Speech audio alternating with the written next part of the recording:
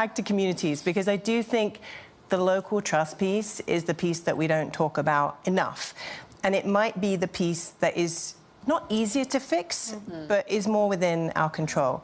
So if it's okay, I'll try and give you like the entire history of trust and technology in 1 minute, right? 1 minute exactly. 1 minute exactly. So when you zoom out, and this can explain so much of what's going on in the world, you can see how technology's changed trust, right? And it started off in local communities. We had to trust one another, right? The tribe, the village.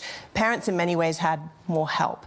And then what happened was that kind of trust, it wasn't scalable. So we went through incredible innovation and invented institutions.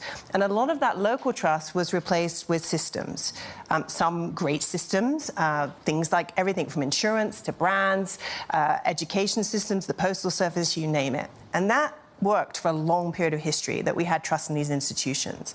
Then came all these network technologies and messed it all up in a big way, because they took that trust that was like this and they distributed it through networks and platforms.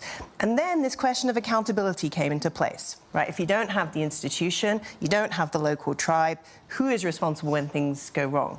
Now, we are still living through that massive disruption and transition, and along comes AI and creates another chapter of trust. Now, I call it augmented trust, and it's really that line where you cannot distinguish between someone or something. So trust in someone and trust in something, that line now disappears.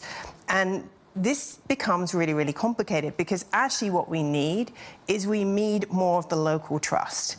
We need more third spaces for these kids to go. You know, you say to any teenager, get up, where do I go? Where do I go outside?